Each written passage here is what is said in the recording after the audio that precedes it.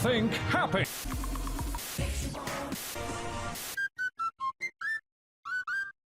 Hello random person, Sab Nino here. The SpongeBob SquarePants movie is known as one of the greatest pieces of media to come out of the franchise. Plus it came with a sick-ass video game. We should all know the story by now. Plankton frames Mr. Krabs for taking King Neptune's crown to Shell City, so SpongeBob and Patrick must get it back to not only save Mr. Krabs' life, but to save Bikini Bottom from Plankton's evil clutches. If you're a big fan, you probably could recite it word per word, or at least know all the story beats. But did you know there's more to the story than the film itself? Ever wanted to hear about what Patrick wrote after the movie? The origin of Goofy Goobers? How about a story from the perspective of characters who didn't even appear in the film? Thankfully, my random people, I can give you everything you want and more. And more? If you're even interested, that is. And look at some bonus content.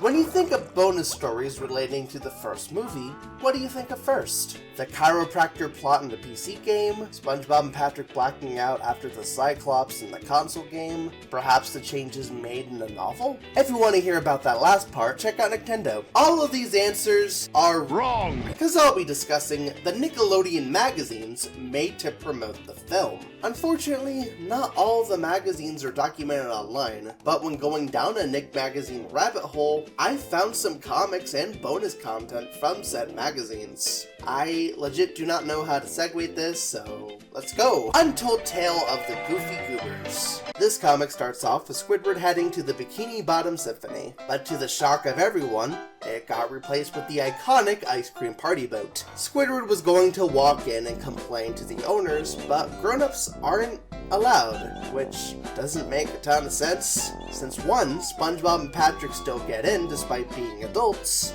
I know the movie constantly called them kids, but that was more metaphorical and not literal. And my second point, the movie showcased a section of Goofy Goobers called the Nut Bar, which seems to be for the adults. But in this comic, Squidward is sentenced to the parent zone, so perhaps this is either where the nut bar was later built, or was before that was even built to begin with. Since Squid can't come out, he asks SpongeBob and Patrick to complain for him, but they quickly get sidetracked. They're given straw hats, which makes me wonder if the iconic peanut hats were made later on, but it has a ball pit, an arcade, a claw machine, and Goofy Goobers and the Nutty Junction Crooners, who apparently do parody songs of popular music.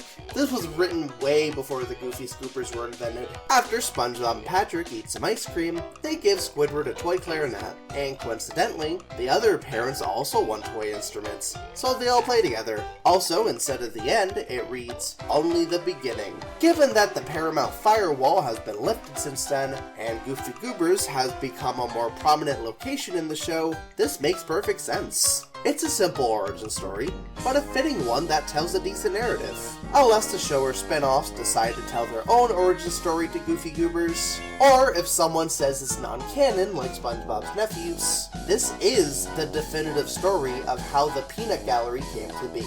All hail Plankton! Before I delve into this, I want to give a huge shout out to Jay Linder, the illustrator for this comic.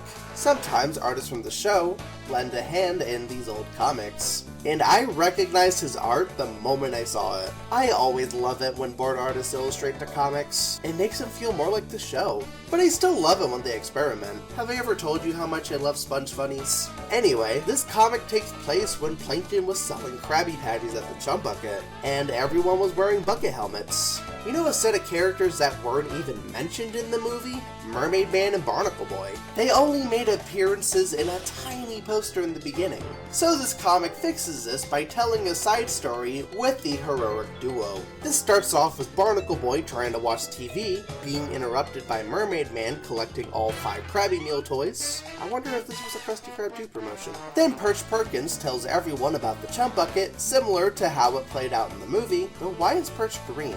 The PC game did this too.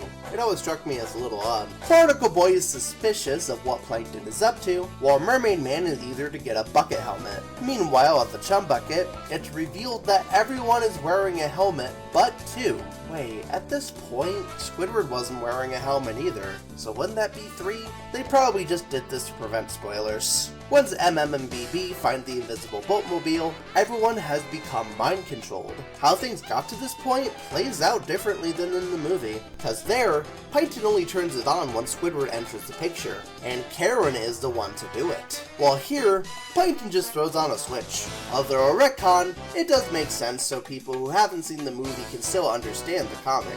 Due to this, Plankton has successfully turned Bikini Bottom into Planktopolis, and has reserved 2 bucket helmets for Mermaid Man and Barnacle Boy. Barnacle Boy said that they'd resist the fad, but Mermaid Man fell into his trap. So will Barnacle Boy save the day? Nah, why stop Plankton when you can watch TV in peace? I think this might be my favorite out of the bonus stories so far, because with a few tweaks and retcon fixes, this could fit into the movie. I don't think it should be in the movie itself, but it's still a nice extension for those who wish Mermaid Man was in the film. 2 of the most memorable additions of the original movie has to be King Neptune and Mindy, which makes sense since neither of them have made proper appearances in the series. Mindy shows up in a few games nowadays, but other than Krusty Cook-Off and in a jam, they don't really focus on her as a character. Plus, due to the show Neptune being the one they use going forward, they've attempted to awkwardly put Mindy into the show's canon by having her be the sister of Triton. That was an odd choice. Tangent aside, if you want some cute, simple comics based on Neptune and Mindy, we have King Neptune in Hair Today, and Princess Mindy in Fin Doctor. Hair Today is about Neptune trying to get a haircut despite being bald, and his barber tries to keep him in denial. What's interesting about this comic is that it was written by show veteran Kaz, known for that one Vor comic the show later referenced, along with Tony Millionaire, who later worked on the SpongeBob comics. His slightly creepy yet comedic art style worked perfectly for the Dutchman comic in issue 13. In Fin Doctor, Mindy helps the injured fish folks, but Neptune doesn't give a rat's ass if they're injured or not. Both show Neptune and movie Neptune share the same sentiment of, "We are gods! We don't have diseases, nor do we care whether or not the mortals contract them!" Hashtag Neptune is over party. I don't want to spoil either of them since I want you guys to read these comics for yourself as they're pretty funny reads. But both of these smaller stories are nice additions, just like the Mermaid Man one. Other movie stuff. Here you go. Let's take a break from the comics to discuss other movie trinkets, with the first one being My Greatest Adventure of All Time by Patrick Star, which is a document Patrick has written for his time capsule, so people in the future could read about his epic adventure. Spoiler alert, he forgot to put it in said capsule. He talks about the seaweed mustaches, Neptune's quote-unquote hat, and Patrick's artistic rendering of Mindy.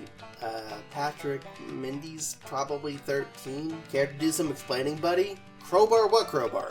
Concerning implications aside, this is just a movie written from Patrick's perspective. It's really cute and has some pretty adorable jokes, such as Patrick telling people not from the future to stop reading. I'm reading this decades after this came out, so I meet the criteria. Along with little touches, such as Patrick taking a picture of the hole and accidentally hitting SpongeBob with a shovel. This was actually illustrated and probably written by James Kochalka, known for SpongeBob's snail pal Gary and later Sponge Funnies.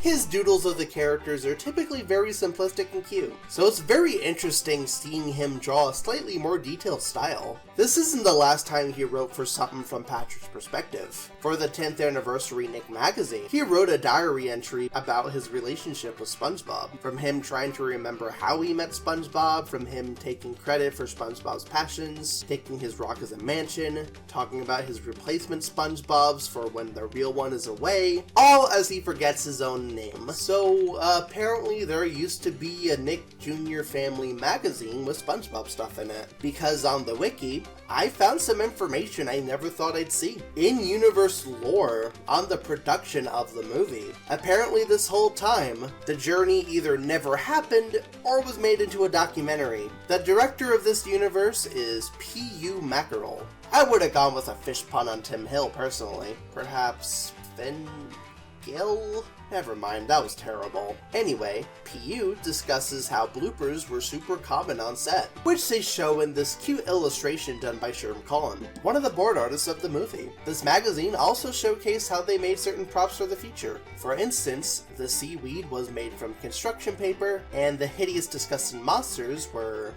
I guess, socks? They must have had a really good CGI then. They also show you how to make the triple Gruberberry sunrise, but unfortunately they got some details wrong to make it healthier. Come on, don't skip out on us. I for one welcome to diabetes. Overall, these were fun to look into. They're clearly meant to be kids games along with arts and crafts, but I love how they tie it into this behind the scenes motif. Other comics. These are comics not specifically made for the movie in mind, but were released in the magazines themed around it. The first one is a CH Greenblatt comic about Mr. Krabs being, stinky, and needing a cologne before going on a date with Mrs. Puff. Most stuff is way too pricey, so he makes his own. It's a cute comic. I always love it when Greenblatt has control over the comics. He's just a naturally funny guy. There's also SpongeBob at the Movies, illustrated by Sherm Collins, which is a comic in a magazine themed around the movie about SpongeBob and Patrick seeing a movie. Also, apparently Squidward's joking Crabborg is an official rating in the SpongeBob universe.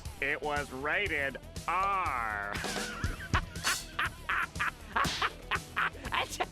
R. Since it's 2 pages, I won't spoil anything. The last thing I want to go over is Plankton, the college years. This comic is about Plankton going to Bikini Bottom University, where his roommate is Mr. Krabs, who keeps injuring him on accident. Mr. Krabs does apologize, and even hooks the two of them up with some dates, but when they arrive, he gets crushed yet again. So this leads to the start of Plankton's villain arc. If it wasn't obvious by the premise, this was written years before Friend or Foe came to be. Obviously, the special is a better origin story than this one. Plus, throughout the show, we get to know more about this side of Plankton. In Camp Coral, he said he got his bachelor's degree in world domination and science. Plus, we finally get to see his comic in the upcoming Plankton the That was weird. In conclusion, Nick Magazine was super ambitious when it came to the SpongeBob SquarePants movie. The comics were a nice way to not only get viewers hyped, but are still nice bonus content 20 years later.